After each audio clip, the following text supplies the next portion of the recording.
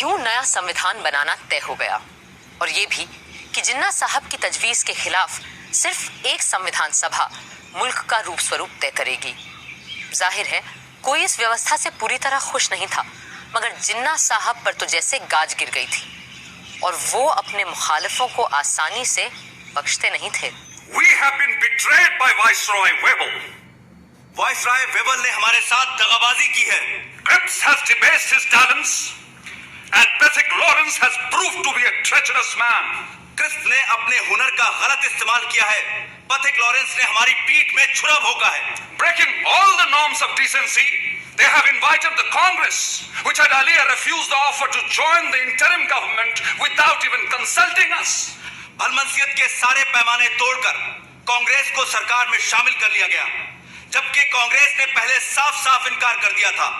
और ऊपर से तुर्रा ये कि ये सब बिना हमसे पूछे, बिना हमारी इजाजत लिए बगैर किया गया है।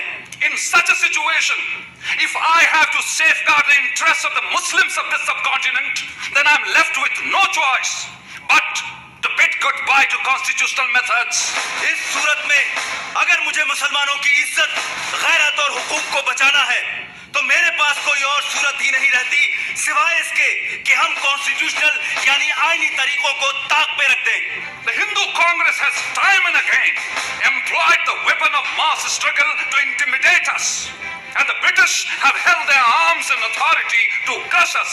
हिंदुओं की कांग्रेस हमेशा अवामी जद्दोजहद के नाम पर हिंदुओं के हुजूम से हमें डराती आई है और अंग्रेज हुक्मरान अपनी बंदूकों, बेतों और बेलटों से हमें कुचल के आए हैं। Today, we too have forged a weapon and are in a position to use it. अब हमने भी अपना हथियार तैयार कर लिया है और हम इसका इस्तेमाल भी जानते हैं। I call upon all the Muslims of this country to take to direct action. आज मैं हिंदुस्तान के सारे मुसलमानों से डायरेक्ट एक्शन की अपील करता हूँ। From Friday the 16th of August, we will resort to direct action till we have achieved our cherished goal, our Pakistan. ऐ अल्लाह के नेक बंदो, आने वाले जुमे 16 अगस्त से हम सीधी आर पार की लड़ाई लड़ेंगे। डायरेक्ट एक्शन और हथियार तभी रखेंगे जब मंजिल मकसूद सामने दिखाई देगी, यानी हमारा प्यारा पाकिस्तान। Pakistan! Pakistan! Pakistan!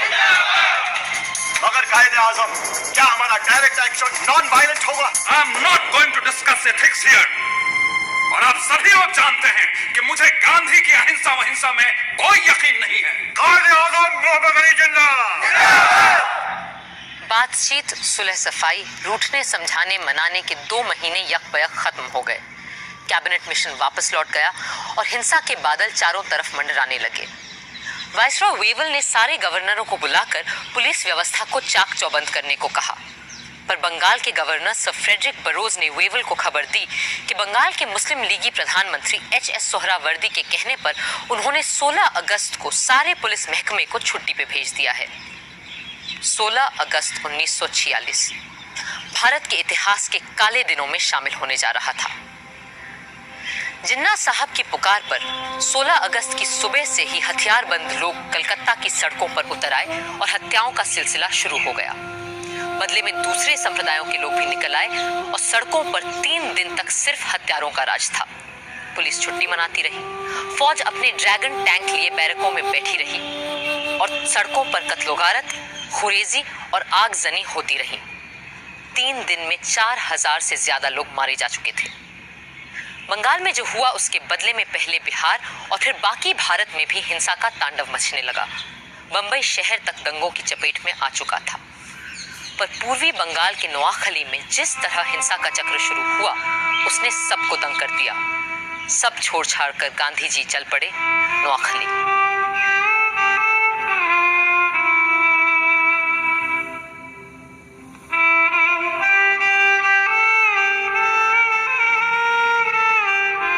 लाट साहब वेवल का मानना था कि हिंदुस्तानियों के साथ मिलकर बनी सरकार ही इस गृह युद्ध जैसी स्थिति को रोक सकती है।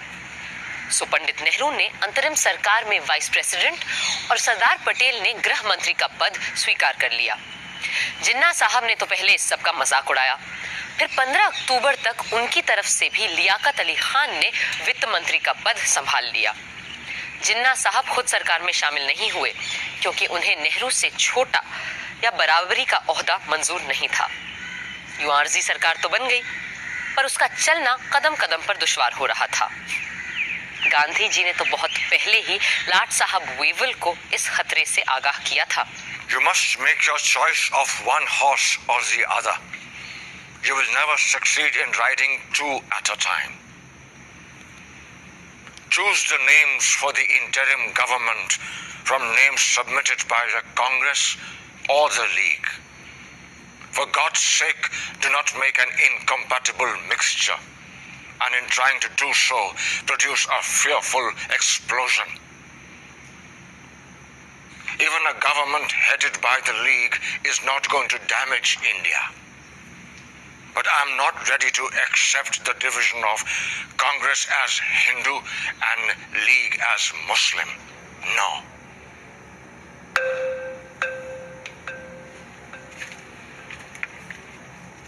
वेवल इतने हताश हो चुके थे कि उन्होंने अपने एक खत में सम्राट किंग जॉर्ज को लिखा, The situation reminds me of a childhood puzzle in which I had to manipulate marbles into their pens. Just as the last one seemed to get into place, the others invariably run out. I am trying to postpone convening the Constituent Assembly as much as possible, and maybe have one more round of talks with Mr. Jinnah and Nehru. Perhaps in London, a city both of them have lived in and love. दिसंबर 1946 के London के बर्फीले माहौल से ज्यादा सर्द अगर कोई चीज थी तो वो था मिस्टर जिन्ना और पंडित नेहरू के बीच का रिश्ता। कई मुलाकातों के बाद भी जब कोई बात न बनी तो आखिर नेहरू जी ने अंग्रेजों को उनके घर में घुसकर अंतिम चेतावनी दे डाली। There is a great urge amongst the populace of India for political progress and for making a constitution. Mr. Jinnah's Muslim League is but a fly on the weighing scale compared to the vast force in India. And if the British authorities do not call for the Indian Constituent Assembly immediately, we will have to resort to another mass action against His Majesty's government. Thank you, gentlemen. Mass action के डर से British सम्राट की सरकार तुरंत मान गई और पंडित नेहरू के भारत लौटते ही 3 दिन के अंदर हिंदुस्तान का आईन बनाने के लिए कॉन्स्टिट्यूएंट असेंबली का मिलना तय हो गया। 9 दिसंबर 1946 के ऐतिहासिक दिन इसी इमारत में पहली बार इकट्ठा हुई भारत की संविधान सभा। प्रादेशिक विधानसभाओं से चुने गए नुमाइंदे इस ऐतिहासिक दिन के लिए सज धज कर पधार रहे थे। मुस्लिम लीग ने, जैसा कि उम्मीद थी, इसका पूरी तरह से बहिष्कार किया। हिंदुस्तान को एक नया रूप देने के लिए, एक नए संविधान को आकार देने के लिए सारे महत्वपूर्ण लोग कॉन्स्टिट्यूएंट असेंबली में मौजूद थे। बस 2 लोग वहां नहीं थे, और शायद 2 सबसे अहम लोग, कायदे आजम मोहम्मद अली जिन्ना और महात्मा गांधी। संविधान सभा के बहुत से सदस्य गांधी जी से मार्गदर्शन और आशीर्वाद लेने उनके पास पहुंचे।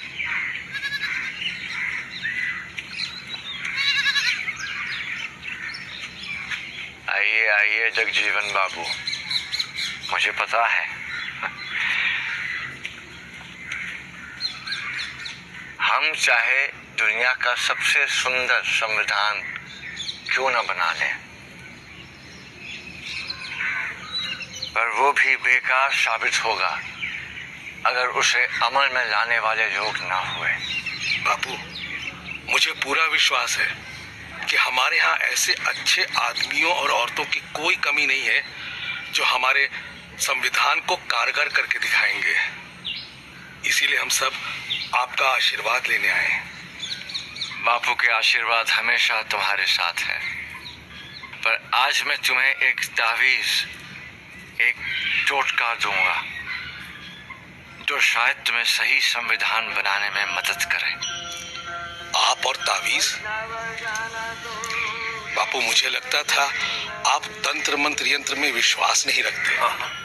पर इस मंत्र पे पक्का विश्वास है मेरा। जब कभी अपने आप को शंका में घिरा पाओ तो इस परीक्षा को अपनाना।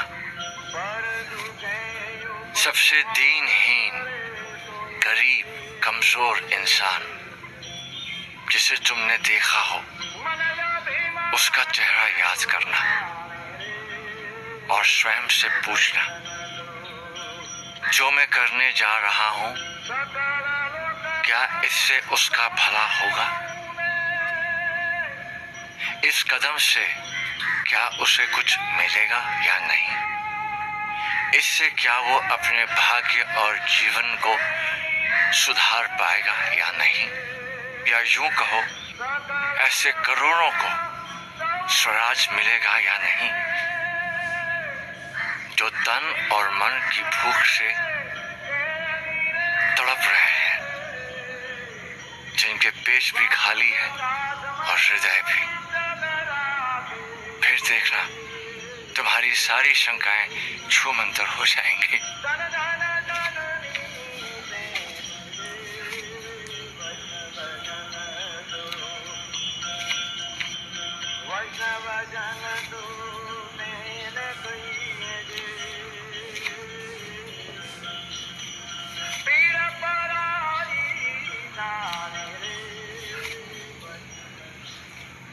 संविधान सभा ने सबसे सीनियर सदस्य डॉक्टर सच्चिदानंद सिन्हा को कार्यकारी अध्यक्ष चुना और उनकी निगरानी में सारे सदस्यों ने शपथ ली। फिर सभा के परमानेंट प्रेसिडेंट के रूप में चुना गया डॉक्टर राजेंद्र प्रसाद को।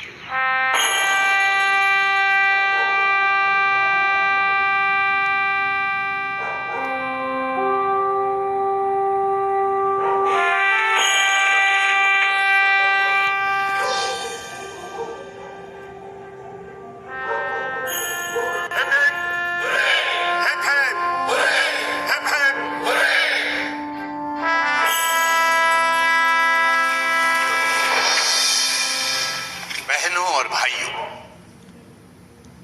अगर आप मुझे माफ करें तो मैं ये कहूंगा कि इस देश में जहां जात पात के इतने झगड़े फैले रहते हैं, आप लोगों ने हमें चुनकर एक तरह से अपनी जाति से बाहर कर दिया है और अपनी जात पात में बैठने से वंचित करके आपने हमें एक अलग, एक दूसरी जगह, एक दूसरे किस्म की कुर्सी पर बैठने के लिए मजबूर कर दिया है। और सिर्फ इतना ही नहीं, बल्कि शायद आप में से हर एक आदमी ये भी उम्मीद रखता है कि इस सभा के कार्यों में मैं कोई ऐसा कार्य न कर बैठूं जिससे कि ये बात जाहिर हो कि मैं किसी खास दल या किसी खास फिरके का आदमी हूं। पहले हिंदी और फिर अंग्रेजी में बोलते हुए राजेंद्र बाबू ने सबके दिलों को छू लिया। Above all, what we need is freedom. And as someone has said, nothing is more valuable than the freedom to be free. Let us hope and pray that as the result of the labors of this Constituent Assembly, we shall have achieved that freedom and we shall be proud of it. 13 दिसंबर के ऐतिहासिक दिन पंडित जवाहरलाल नेहरू ने संविधान सभा के सामने एक ऐसा प्रस्ताव रखा जो हमारे आईन की नींव बनने वाला था, और ये था संविधान के लक्ष्य और ध्येय के बारे में, AIIMS and objectives resolution. Mr. Chairman, the resolution that I am placing before you defines our aims and describes an outline of the plans and points to the way which we are going to tread. The resolution that I place before you is in the nature of a pledge, and I hope the House will pass this resolution, which is of a special nature. I beg to move, 1. This Constituent Assembly declares its firm and solemn resolve to proclaim India as an independent, sovereign republic Bharat की अक्षुण्णता, अखंडता और स्वायत्तता से लेकर नए भारत में सबकी समानता और एकता तक की बात अपने प्रस्ताव में रखी थी पंडित नेहरू ने। 2. Wherein shall be guaranteed and secured to all the people of India justice, social, economic and political, equality of status, opportunity and before the law, freedom of thought, expression, belief, faith, worship, vocation, association and action. एक एक करके 8 नुक्ते सामने रखे थे उन्होंने और हमारे संविधान का पूरा नक्शा कुछ ही शब्दों में खींच दिया था। मगर उन्हें भी आज संविधान सभा में कुछ लोगों की कमी बहुत खल रही थी। आज इस असेंबली में हमें बहुत से लोगों की कमी खल रही है। हमें अच्छा लगता अगर और भी सभी इलाकों, सूबों और राज्यों के नुमाइंदे हमारे बीच होते। एक और शख्स आज यहां मौजूद नहीं है, मगर वो हम सब के दिलो दिमाग से दूर नहीं है। हमारे महान नेता, हमारे राष्ट्रपिता महात्मा गांधी जी, जिनकी लगन और मेहनत के बदौलत ही आज ये असेंबली मुमकिन हो पाई है।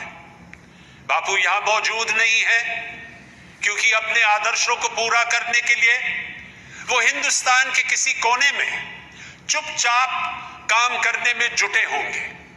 पर मुझे इस बात का जरा भी शक नहीं कि उनकी रूह हमारे बीच यहां मौजूद है और हमें अपना आशीर्वाद दे रही है।